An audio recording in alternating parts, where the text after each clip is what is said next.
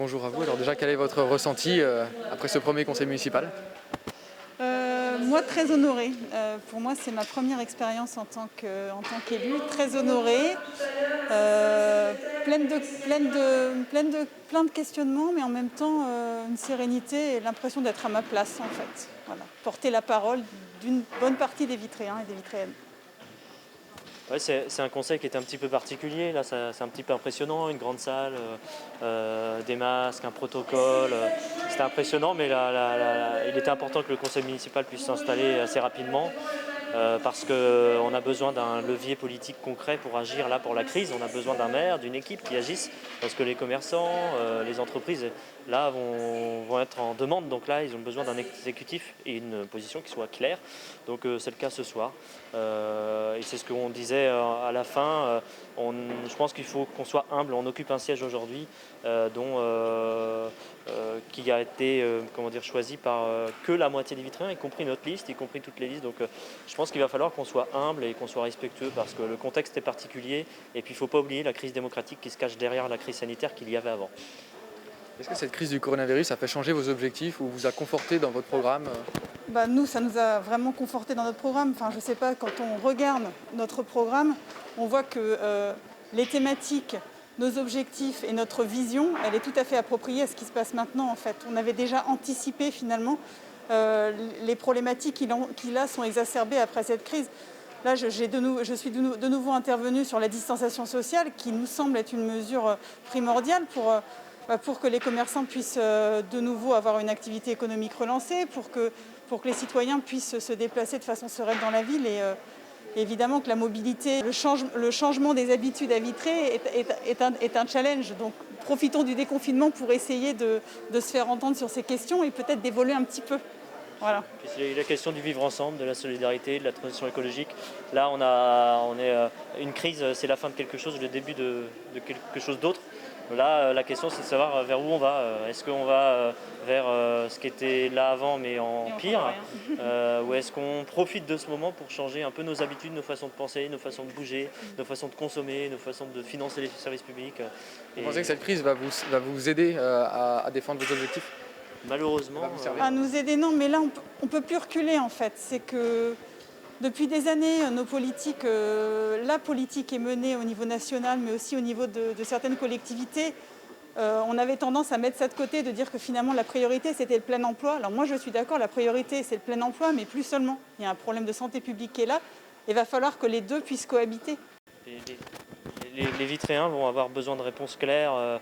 Quand on parle, ça va nous aider. Malheureusement, la crise, c'est quand même un mal pour beaucoup de personnes, mais malheureusement, cette crise, ça nous conforte dans l'idée d'urgence. Là, il y a besoin d'agir maintenant sur la transition écologique, maintenant là, sur les services publics. On a besoin de plus d'hôpitaux, des soignants qui soient mieux dans leur basket, mieux sur leur territoire. On a besoin que les vélos, les piétons, les voitures puissent s'entendre sur la route. Là, il y a un risque actuellement à Vitré de rouler en vélo parce qu'on a plus de vélos. On a des voitures qui sont complètement, pas débridées, mais qui roulent un petit peu plus vite. Et du coup, là, il y a une urgence d'agir maintenant. Et puis une urgence de revoir la démocratie. Là, le Conseil citoyen permanent, on l'a fait pendant la campagne, que cette proposition, elle est toujours valable. Si Mme Le Callennec souhaite la mettre en place, l'essayer, on l'aidera. Et on l'aidera de toutes nos forces. Vous souhaitez plutôt être une opposition à contrarier Mme Le Callennec ou plutôt travailler ensemble au maximum? On est d'abord là. C'est pas une question de personne, c'est une question de projet. Nous, comme on l'a dit tout à l'heure, on représente quand même 45% de la population, à nous 6. Donc moi, je considère que j'ai envie de travailler avec cette majorité. Mais par contre, c'est vrai qu'il y aura débat. Forcément qu'il y aura débat. Mais c'est aussi la richesse de la démocratie. Maintenant, ce qu'on aimerait, ce qu'on espère avec cette majorité, c'est qu'elle puisse aussi entendre nos idées et qu'elle puisse aussi utiliser nos idées. Enfin, voilà. Nous, on n'a pas du tout une posture d'opposition. D'ailleurs, on ne veut plus utiliser ce terme. On a dit qu'on était la minorité. On est la minorité comme on aurait pu être la majorité. Voilà. Et là, l'idée, c'est pas d'être une équipe contre une équipe parce que Isabelle Le Callennec n'est pas ici de notre liste. L'idée, c'est de projet contre projet. Et si on s'entend sur l'économie, tout va bien. Si on s'entend sur les services publics, tout va bien. Si on s'entend sur l'avenir de l'économie à Vitré, tout va bien. Mais si aujourd'hui et en mars, il y avait plusieurs listes, c'est parce qu'il y avait bien plusieurs projets. Donc on ne s'entendra pas sur tout. Comment vous sentez écouté ou comment vous trouvez votre place dans ce conseil municipal? Après, il faut pas quand même se faire d'illusions. C'est que ce que vous avez dû remarquer, c'est qu'il y a un vote à chaque fois. Donc évidemment, nous, on va s'abstenir, on va voter contre, mais la majorité l'emporte. Et vous avez vu, on est 45%, mais on a que 6 sièges. Le travail se fait en commission Voilà. et je pense que si on veut vraiment avoir du poids, il faut faire en sorte que les Vitréens, alors peu importe leur étiquette politique et d'ailleurs peu importe leur volonté, puissent venir au débat des commissions. C'est pour ça, d'où notre question sur l'ouverture des commissions, elle est primordiale.